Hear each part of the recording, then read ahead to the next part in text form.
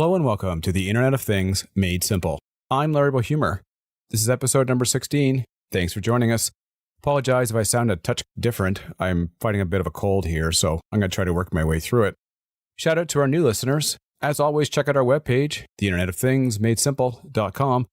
As well, check out our line of ebooks on iTunes called The Internet of Things Made Simple. Surprise. And I kindly ask you to subscribe to this podcast using your favorite podcast service. In our main segment tonight, we're going to cover part 2 of our series on choosing an IoT network or connection method by looking at 7 non-cellular options. However, to get us started, we're going to talk about VR and about how VR is changing the travel industry as well as the hospitality one. I got to learn a new term lately, content excitement. My first thought was a little bit different than what it actually was. I thought it was very similar to me being a 13-year-old finding my dad's collection of magazines. That's what I thought content excitement was. Apparently, disappointingly, I was not. It's actually things like a 360 look around your hotel room. That's kind of boring, but I guess it's important. That's not new. You've seen these for a while. You've seen the ability to get inside of a car virtually and you can spin it around. You've seen the walk around the car. You've seen different VR content created before. But the content cost has come down so much, it's now becoming prevalent everywhere. And it's not limited to hotels. You're seeing restaurants and airlines do it. Airlines have an actual practical use for it. And that's things like it will look at your bag and it will visualize, could it fit into the overhead? That's great. And that'll prevent you from having to walk down the aisle and not fit your bag in and have to check it. Others are more about the fantasy side. So have you ever dreamed about swimming with the dolphins? VR can put you there and make it more realistic. In terms of the restaurants, I still don't get it, but billions of Instagram pictures are about food. People just take a picture of everything. And what's even more shocking to me is that people want to see pictures of other people's food, but I digress. New technology is helping to turn those two-dimensional, kind of boring pictures of food into these 3D images. And restaurants are starting to use this a lot. Other ones, and again, I don't see the appeal here, but there must be an appeal for some people. Other ones are allowing you to have a virtual dinner at a high-end restaurant. You don't get to taste the food, and you don't get to smell the great aroma. You just get to see everything as if you have eaten there. Again, I don't get it, but based on the popularity of eating as a form of entertainment, some people must. Now, imagine what can happen, as I've talked about in the past, with 5G. Expect the volume, but more importantly, the qualities of the experience will just skyrocket. Now you will truly feel like you're in the restaurant, and I'm sure someone's going to come up with some way to pump out smell and who knows, even taste. I think VR and AR are going to take over these spaces, and I've talked about that before. When we come back from a short break, we're going to look at 7 different networks or methods of connecting your IoT devices that do not use cellular technology. Back in a few seconds. Okay, welcome back. As a reminder, the first 7 options, which are cellular options, were covered in part 1.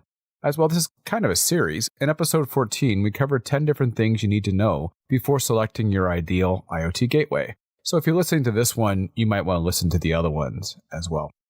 Finally, before we get started, we're going to be posting webinar versions of part 1 and this one, as well as the one on the gateways on the Novatech webpage, novatech.com/IoT. Sometime in March. We're going to try to get to it as soon as we can. So the first 3 options are not complete turnkey network solutions, whereas the remainder ones are. What I mean by that is these are just ways to connect a device. You still need to backhaul it somehow. You'll understand what I mean in a second. So the first one of those options is Wi-Fi. For many applications, it's the perfect method to connect an IoT device.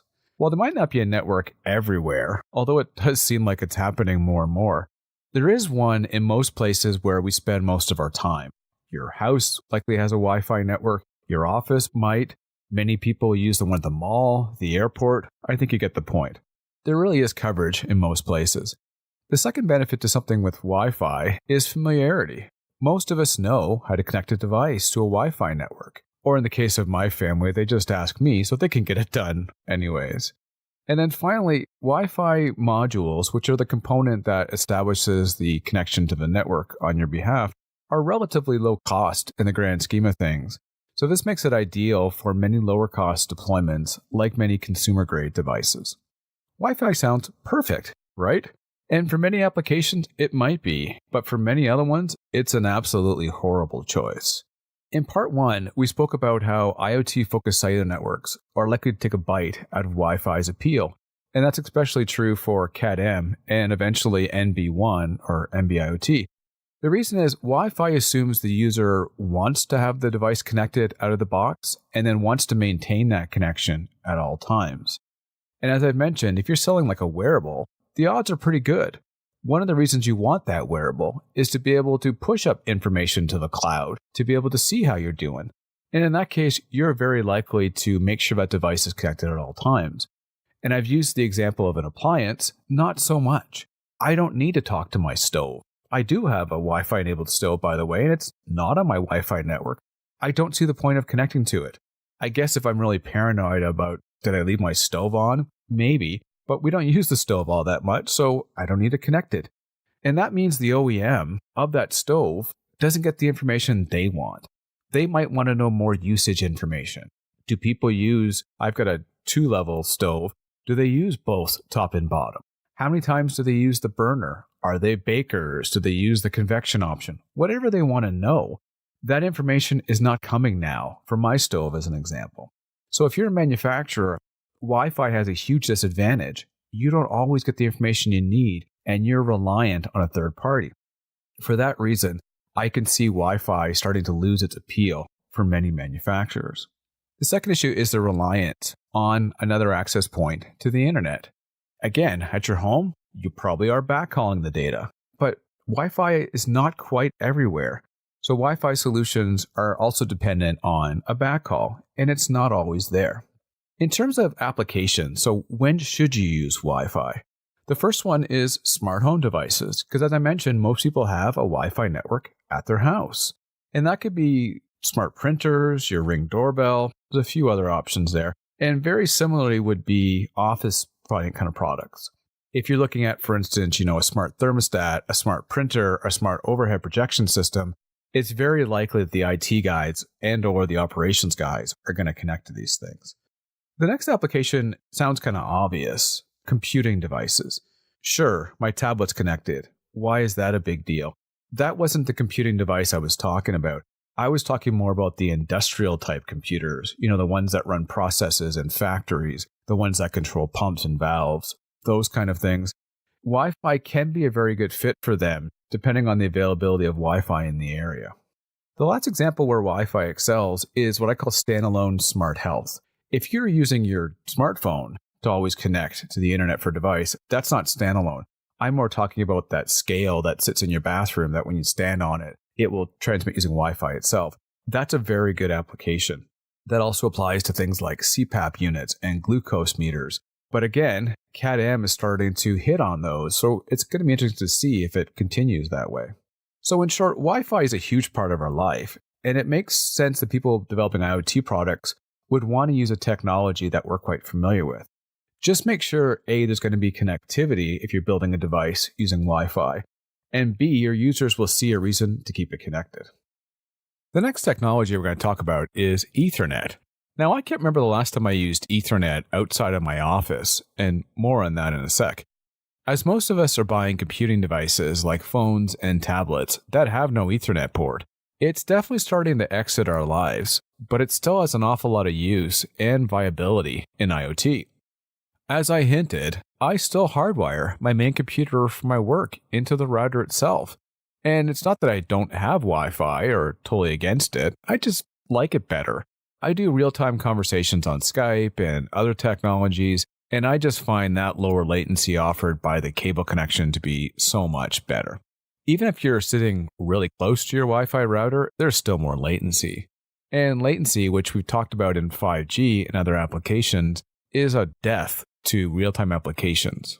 I remember being one of the last people to switch over to Bluetooth headsets, so maybe I just prefer wired.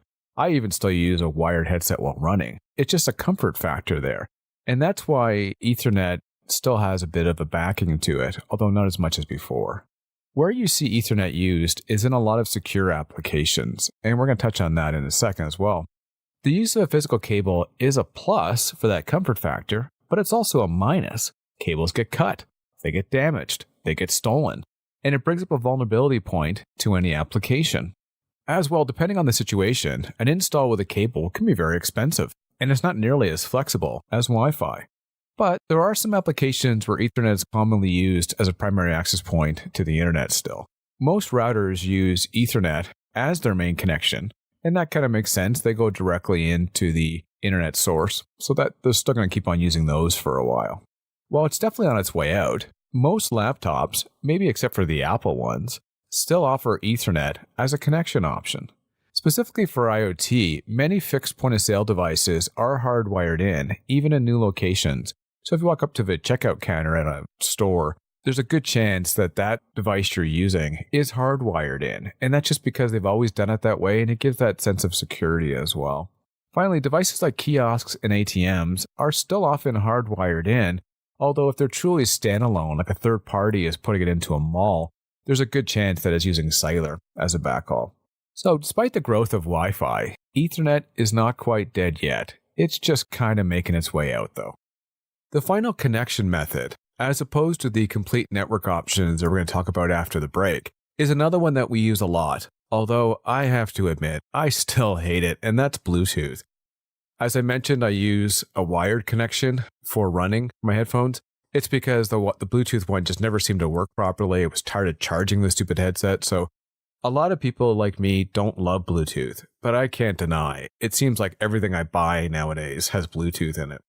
And even I have to admit that Bluetooth speed, its reliability, and its ease of setup has gotten somewhat better. But it doesn't come to mind for more serious business applications. Perhaps that's going to change, I'm not sure. On the positive side, its relatively low cost makes it ideal for many low-cost pieces of hardware, especially if the intention is to pair it with something. And although I do fight with my Bluetooth keyboard on my iPad to make it pair, it usually pairs fairly easily, and that does make it somewhat appealing for mass market products. The last positive is evident by the fact that I get a ridiculously long charge out of each Bluetooth keyboard. I can use it for well over 100 hours without having to recharge it. And that's because using a real-time connection with Bluetooth doesn't use much power, and that makes it ideal for many things like sensors. Like Wi-Fi, its first drawback is that it relies on the user to establish the connection, and it also relies on a secondary method of accessing the internet. I think Bluetooth will see a lot of competition, as I mentioned in the part on Wi-Fi, from Cat-M for that particular reason. Finally, there is such thing as industrial Bluetooth, which has a much longer range than the one that can barely make it around my house. I'm not kidding. I'm constantly getting beeping from my watch saying I can't talk to my phone 30 feet away, but industrial Bluetooth is much better than that. It can go across hospitals and other facilities, and it's often used in those environments. In terms of applications, I think most of us think of pairing up Bluetooth to our phone, and that's the first category. If the intention is to have the device send and receive data through a smartphone or a tablet application, Bluetooth is pretty much ideal. The next one is based on the fact that I can never find my keys. I think a lot of us have looked at technologies like those little tiles, which I have on my keys, to help you find things. And that's so basically a hub and spoke scenario. In a business setting, a more common application, as I've talked about in the past, might be keeping track of keys at a car dealership. Depending on the size of the location, though, many people will use a private radio link from the gateway to the devices, as it gets through obstacles better than Bluetooth. I touched on industrial Bluetooth being used in medical devices, especially mobile things. You're commonly seeing them in things like crash carts in hospitals. The connectivity helps to keep track of not only the location of that crash cart, but also to maintain inventory levels, perhaps using barcode scanners to prevent unwanted downtime and any potential issues. Finally, many cars are offering onboard Wi-Fi for their passengers, but I could still see Bluetooth remaining popular for devices that connect to the car, like a sensor or a meter of some kind. To recap, like Wi-Fi, Bluetooth plays an important part in our lives and will be a very dominant way for people to connect IoT devices for many applications. When we come back from a short break, we're going to look at 4 standalone IoT networks, some public and some private, to allow you to connect to your IoT devices. Back in a few seconds. Okay, welcome back. In the second half of this episode, we're going to cover some choices that are more ideal for those looking for a complete network solution, not just a simple way to connect a device. So in other words, These choices don't need another network to backhaul the data to the internet. They handle it all. The first of these is a lesser-known network named SigFox. Now, it definitely has its supporters and its detractors, and that depends on a few factors, which we're going to cover here in more detail. On the positive side, it excels at what I call smaller data packet applications. So this is not the ideal technology for YouTube browsing, real-time surgery, self-driving cars. Think bits and bytes, like getting a basic update on a daily basis from a tank. How many people used it and how much fuel is there left? If you want to do that kind of stuff, it is great. Great technology for that. As I've said before, most of us don't think about power consumption on our daily devices all that much. We just kind of plug it into the wall and it starts working. Or if it's a battery-driven device, we just plug it in whenever it needs charging. If you have a device in the middle of nowhere, neither of those two things is a viable option. And for that, SigFox makes an awful lot of sense. The low battery usage for its devices results in unheard of battery life for things like sensor and monitoring applications, sometimes even years between charging. If your deployment is in a very remote area, this can make all the difference.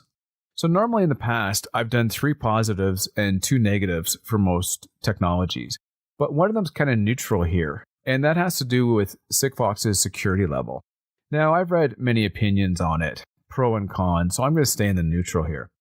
Its security level is likely better than what you often had before. I had this one customer that came to me and asked me 10,000 questions on security. And then I asked them, what are you doing now? He said, well, my guys take the credit card number down, they write it down in their clipboard, and then they bring it back to me.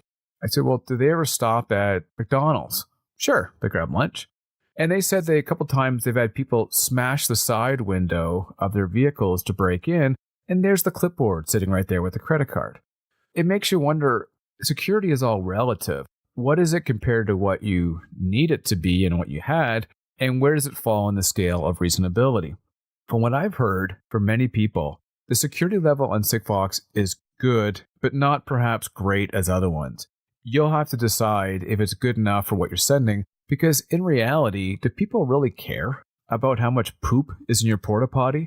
I don't know why they want to hack into that. It doesn't make any sense to me, so I'm not sure security is as big of a deal on many applications. Like many of the IoT-focused cellular networks, so Cat-M, Cat-1, it's not a speedster, but I think if you go into it knowing that, it's not too big of an issue. If you're using SigFox, you're probably more concerned about overall hardware cost, maybe ongoing cost, and definitely battery life. I don't think speed is too big of an issue. The bigger drawback, this is actually a much bigger one, at least for some, and you'll hear why in a second, is coverage. If you're in one of those areas that has complete coverage, you may wonder what the heck I'm talking about. Big sections of the world are blanketed by SigFox. It just works everywhere. It's like a cell phone. However, big sections of the world have little or no coverage, making this technology a very bad idea for many deployments. So you're going to want to do a lot of research. If your deployment has to be put into anywhere on the planet, as an example, SigFox is probably not the best technology. We're going to talk about one that's much better for that. Just make sure you have coverage wherever you're putting it. In terms of coverage, let's assume you have it for a sec. What are some applications where SigFox is going to do very well? First is non-powered assets, and that's one that's pretty broad because these are things that aren't currently being monitored today. So think monitoring where skids are at a warehouse, that porta potty I was talking about, a very old grain silo that maybe you want to monitor the level of the grain. The low cost of components and battery life make this a much easier business case than other technologies than ever before. Now, again, this one's more of an opinion one. I've read in a few places that SigFox tends to do very well in underground or below ground asset monitoring, like tanks and meters. I'm really not sure if that's the case. If you have an opinion on it, drop me a note. Let me know what you think. I do see it competing very well with Cat-M and other technologies when it comes to some industrial equipment. But do keep in mind, SigFox is better for low movement or no movement applications. You're not going to want to use it on things that zip around the city. It's more that things that are going to be in a place for a while, get moved, stop, stay there for a while, go ahead and move again, that kind of scenario. If you're doing that, I think it does very well. And that also plays into the last possible application, and that's some package tracking. Again, if something might spend some time somewhere and go somewhere else, that might be a pretty good way to look at SigFox. Not ideal, though, for like vehicle tracking. So overall, SigFox is very interesting. And for many, the pros may or may not outweigh the cons. So you're going to want to do your research here for sure. The second non-cellular IoT-focused network that we're going to cover is LoRa, which is an acronym standing for long range. It has been around for a while and is now starting to make some serious inroads into certain markets. Like SigFox, there's not as in-depth of coverage as there is with many cellular technologies, so you're going to have to investigate this before considering this technology. As well, many are using this technology, which we'll cover in a second, to deploy private networks. One of the issues with any newer entrant into any market is trying to convince people to invest time and money into building products and services that may run in your network. This is the same when it comes to platforms for smartphones and computers. LoRa has a leg up here, as big boy companies like Cisco and IBM are among those who have thrown their support behind this technology. That should help to sustain its growth for a while. Again, security, as I mentioned previously, is a bit of an opinion thing, but from what I've read, it appears to be very secure, offering a security level that will be sufficient enough to handle most traffic, even for organizations that tend to have a bit more of a security feel to them, like a municipality. Like SigFox, one of its bigger selling points appears to be cost. It seems to drop the cost of monitoring hardware for a tank monitoring application to below $40 US, which is great. And the ongoing cost, from what I understand, is $2 or less, even on somewhat lower volumes. If that's true, that makes a very compelling ROI for many companies. Nothing's perfect, though. Two negative points, aside from coverage, are its lack of breadth of products and its slow performance. Now, you might only need the most basic hardware, so perhaps it's not an issue for you. There is going to be a lot less choice of hardware than on many cellular-based technologies, especially a 4G and eventually a Cat-M. But again, this might not be an issue for you. If what you're looking for is very basic hardware to do monitoring of temperature or a different variable, you can probably find it. In terms of performance, its performance is meant for tracking and monitoring. That's about it. If that's what you're looking for it for, then speed's not an issue. If you're expecting more than that, I think you better look elsewhere. I mentioned earlier in a different episode how some organizations are using LoRa technology as the underpinnings of a private monitoring network.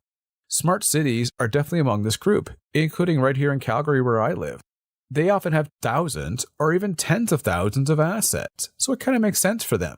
A little bit later on, we're talking about private networks, and you're going to see the pros and cons of having your own private network. So now, assuming there's public network coverage for LoRa, I can see it doing very well in a few different applications. Aside from the city one, I can also see it doing very well in agriculture, like soil monitoring and water purity levels, tank monitoring levels, that kind of scenario. A municipality might not be the only one that potentially deploys a citywide LoRa network. It's going to be interesting to see what utility companies do. Many of them have thousands of commercial and residential meters in any given city, even into the millions for some big cities. For now, it's been a combination of built-in cellular, or under-the-glass cellular it's often called, private radio networking, mesh networking, and different other scenarios to get the job done to backhaul data from the field. But having their own network might appeal to them. Do we look at a private LoRa network? Do we look at a private LTE network, which we're going to talk about? Hint, hint. Finally, I've used the term environmental monitoring many times. It's a catch-all term that refers to sensors picking up variables. It could be one variable, it could be multiple, and a variable is things like temperature, vibration, the presence of motion, and about 100 other things. For now, LoRa might be ideal for this, perhaps until NB1 comes out. And if you're wondering what I'm talking about, check out part 1 where we talk about NB1 and sensors. The last thing I'll leave you with is there an overlap here between network choices? Yeah, maybe too much. We went from having not enough selection, maybe too much now. Because if you think about it, in many applications, you've got SigFox, LoRa, Cat-M, Cat-1, possibly other networks involved there too, like satellite. It now comes down to certain things like coverage, which network choice offers a device you might want, and maybe how many devices you have. These things will all factor in. While writing poetry, someone may have once used the term, "I would go to the ends of the earth for you." and it seems to be used often since. I'm not sure what that means in most cases, but let's just say for a second you truly were to go to the end of the earth for someone. How would you communicate if something went wrong? Well, if you were to try such a thing, I would suggest using a satellite-based communication system, which is option number 6, as it truly will be the only one to allow you to connect there. Satellite's first advantage, which goes along with coverage, is selection. There are low orbit ones for more real-time applications, medium Earth ones, which sounds like Middle Earth to me, I just think Lord of the Rings, but medium Earth orbit ones for higher data rate applications, and fixed ones for even higher data rate than that. There's likely a satellite network that can meet your needs. As I mentioned, it works just about anywhere you'd ever need to go. That includes oceans, mountains, deserts. Now, not all satellite networks are created the same, but you're probably likely to find one that covers where you need to work. I've never heard anyone describe satellite as being the fastest network, but considering where you're often working, it offers decent speed for most applications, and it's definitely more than enough for most IoT applications. On the negative side, I've spoken about latency before. How important is a couple of seconds delay in your application? As I've mentioned, in the vast majority of cases, it has little or no impact. While satellite can have considerable latency compared to a network like 5G, you have to decide what's the cost. If you have to get onto a helicopter to get out there to look at things, then the latency is not a big deal. And we're going to use a helicopter example again for the next point. The higher cost of satellite. It can be considerably more expensive, especially when you consider some of the lower cost options out there. So if there's cell coverage in the areas where you work and you never need to work elsewhere, you're probably going to find that satellite is not a cost competitive option. However, in many cases where satellite is used, there really is no other option. As I mentioned, you can get on a helicopter and fly out to that oil site and check on it, or you can use a satellite connection to connect to it. My guess, it's probably cheaper to use the satellite. So what are some applications for satellite connectivity?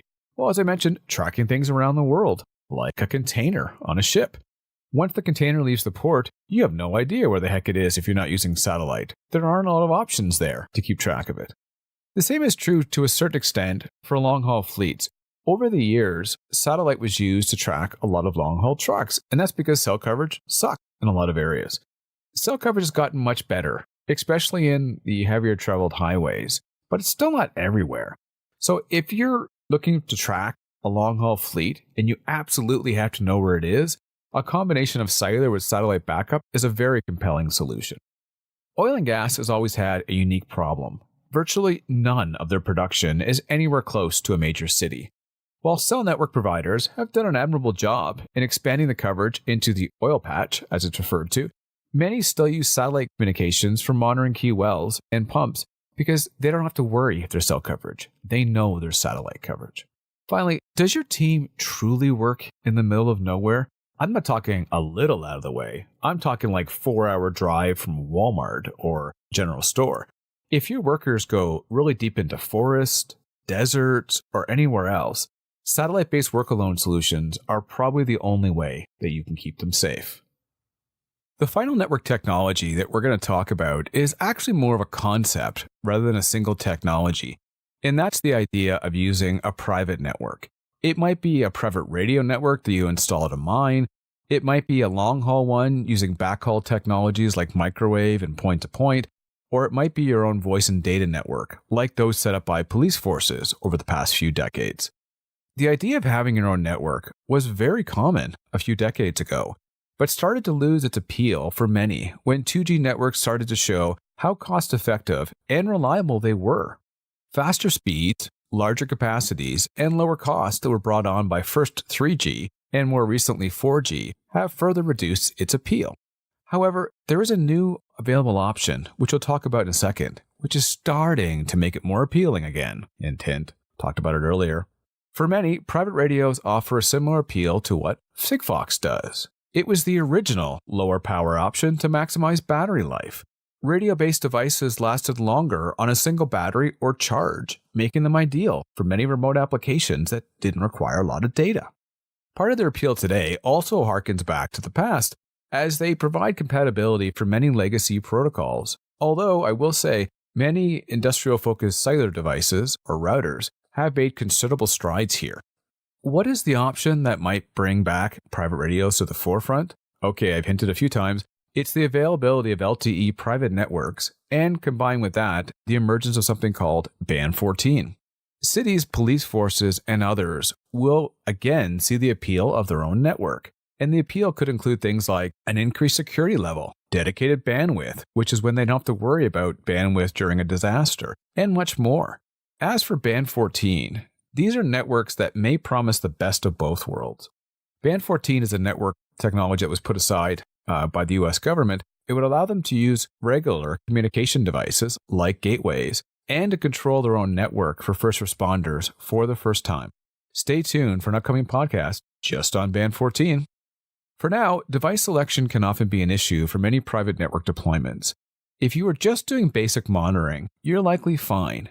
But if you start to need a more specialized device, there is much more chance that device is available with a built-in cellular connection. In terms of another negative, many only ever window shop for a private network. When they do, they realize, it takes a lot of expertise. I don't have the land for a tower.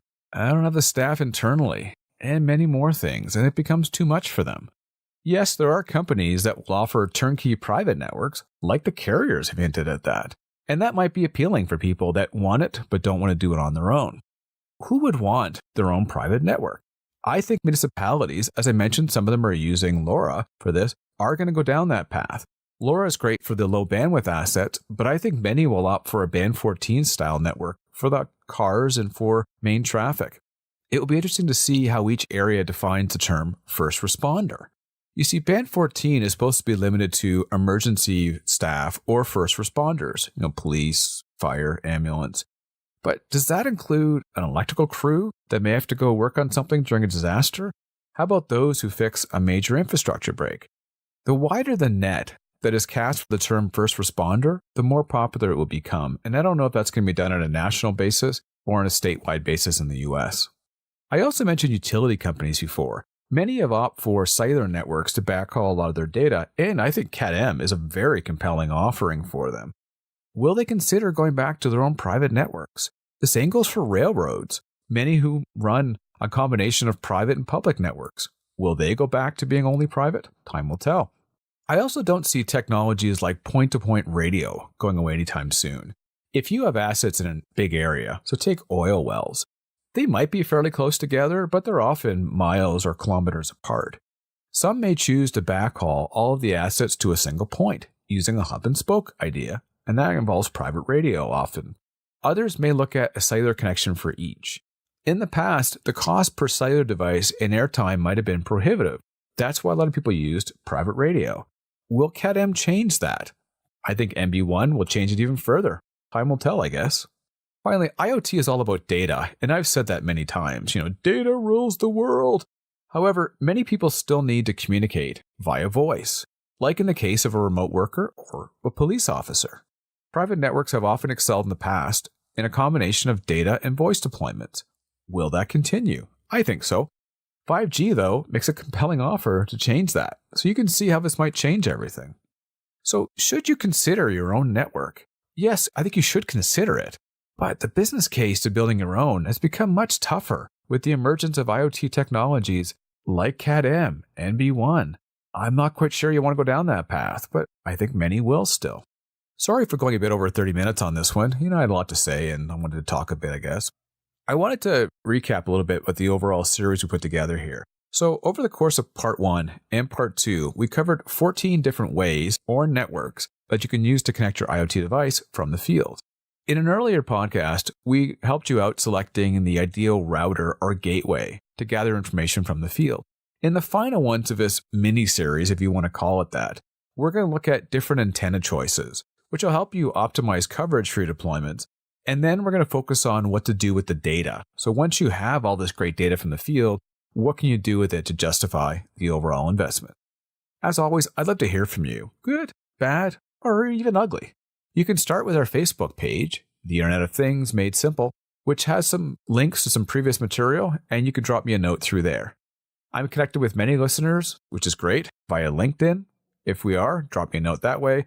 Or if we're personally connected, drop me an email or a text. As always, great talking to you. Talk soon. I'm Larry Humor.